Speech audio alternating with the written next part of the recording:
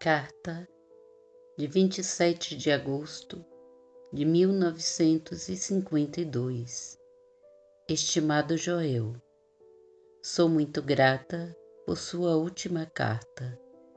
Assim, sei que não podemos ir adiante enquanto nos agarramos ao velho, então eu o libero e vou em frente para onde as asas me levarem. É sempre em frente, e cada passo nos prepara para sermos instrumentos mais eficazes para mostrar a glória de Deus. Acho que sempre soube desde as primeiras palavras que você me disse que me conduziria ao trono. Sua fé em minha eventual realização significa muito.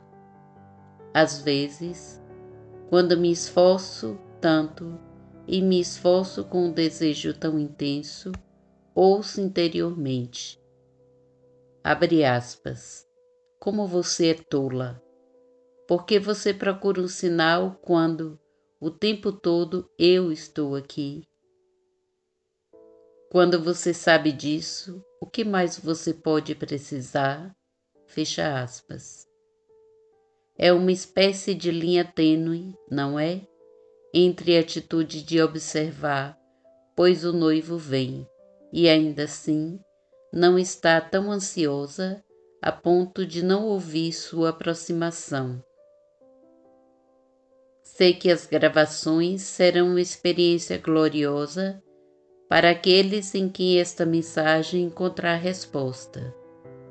Só rezo para que esteja pronta para ser um instrumento para este trabalho. Meu trabalho é elevar a consciência através da meditação. E na medida em que me elevo em consciência através da meditação, os ouvintes também se elevarão. O trabalho é tão grande e eu sou tão pequena. Mas isso é o pequeno eu, não é? Sei que você estará comigo e que esta não é minha atividade, mas somente de Deus. Talvez esteja superando o estágio de casulo e as asas me levarão adiante. Mas eu irei para lá, não a partir do fracasso, mas de sucesso em sucesso. Carinhosamente, Lohane. O advento do gravador e das gravações em fitas anunciaram uma nova forma de ensinar sabedoria espiritual. Isto permitiu ao ouvinte não apenas ouvir a voz do professor, mas experimentar sua consciência. Até aquele momento, parecia não haver uma forma possível de apresentar o trabalho, a menos que um grupo de professores treinados, que não só estivessem imersos nos princípios da mensagem, mas que estivessem a consciência deles, pudesse ser levantado. Isso trouxe uma mudança na ênfase da leitura dos escritos ou de ter professores não iluminados apresentando a mensagem para escutá-la como ela veio diretamente através do revelador. Aqueles envolvidos no trabalho, que estavam hesitantes sobre sua capacidade de falar um grupo, podiam ir em frente e tornar a mensagem disponível, porque usando as gravações em fita, evitou a necessidade de ter que apresentar palestras a um grupo. Para Joel, as gravações em fita foram o grande elo, de modo que se os alunos fossem sinceros, não poderia haver falha. Embora as gravações tenham se mostrado um passo importante na apresentação da mensagem do caminho infinito, trabalhar os aspectos técnicos da nova atividade foi repleta de muitas dificuldades. o suficiente para fazer com que uma alma menos corajosa desistisse. Toda a indústria fonográfica estava em sua infância e grande parte do equipamento disponível era inexplorado e em fase experimental. Tecnicamente, as fitas eram de muito má qualidade, porque a duplicação delas era, a princípio, muito amadora. Mais tarde, com a experiência, este fator melhorou. A utilização dessas gravações em fita em uma reunião pública também apresentou problemas. Por causa da má qualidade, as palavras frequentemente eram abafadas.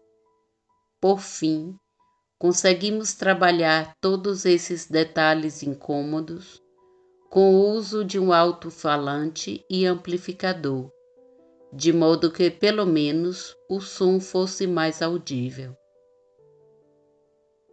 Nossa primeira reunião pública foi em Palmer House, e em uma carta para Joel, escrevi o seguinte: Carta de 27 de setembro de 1952. Estimado Joel, Valborg e eu chegamos mais de uma hora antes da hora marcada, carregadas de livros e um gravador que não é pouca coisa para carregar.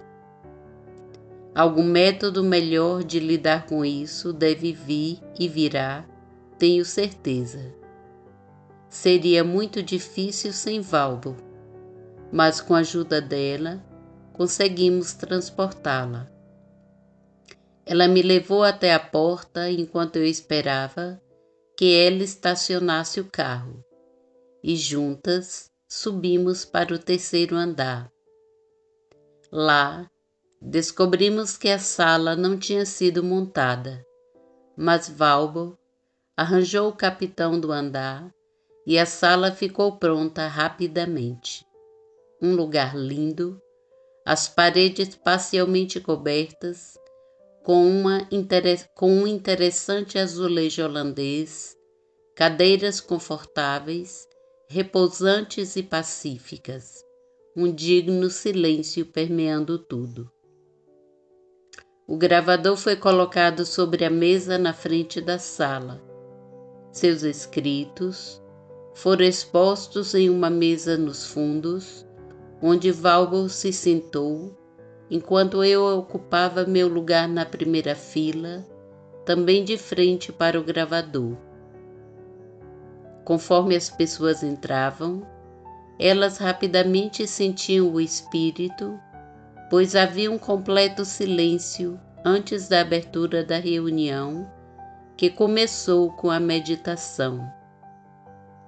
Eu abri com algumas palavras sobre a receptividade à verdade, seguida de um período de silêncio.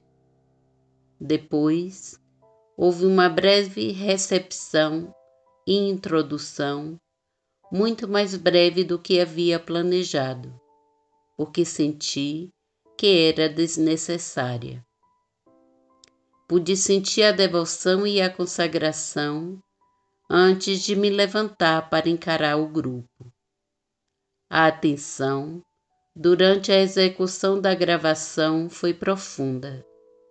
No final da gravação, alguns anúncios foram feitos e uma breve declaração sobre meditação foi dada. Para nossa meditação, levamos a pergunta: o que é Deus? No início, comecei com o que me veio à mente enquanto meditava, e a partir daí, entrei em uma meditação silenciosa, uma bela meditação. Como se avalia uma noite assim? É claro que só pode ser no fruto que sai do desdobramento interno que ocorre. Quão grande isso foi deve provar-se a si mesmo. Parecia ser muito real, mas as semanas seguintes serão o teste disso. Tenho me recusado firmemente a medir o sucesso desse trabalho em termos de números. Se apenas uma pessoa for erguida com uma visão mais verdadeira e pura, terá valido a pena. Ontem à noite éramos 18, um número pequeno sem dúvida, mas isso não é importante. Apenas 2 eram de nosso grupo de Everton. Era um grupo pronto para sua mensagem, familiarizado com seus escritos, espiritualmente vivo, alerta e dedicado. Prefiro começar lentamente e construir sobre uma base firme de estudantes genuinamente sérios e sinceros, como os que estão prontos para este trabalho, do que ter uma multidão daqueles para quem ele não tem significado. Carinhosamente, Lohane.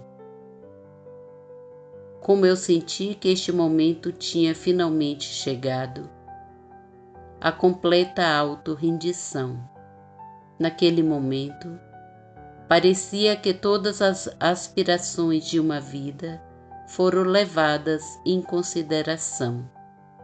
Durante todo esse tempo, a semente havia crescido dentro de mim. Deixá-la crescer livremente, livre das ervas daninhas do desejo, tem sido o motivo dominante de minha vida e tem preenchido cada momento. Joel me garantiu que as reuniões continuariam a ter sucesso porque eu havia sido, entre aspas, chamada. Elas não seriam uma viagem do ego, mas de um espírito fluindo.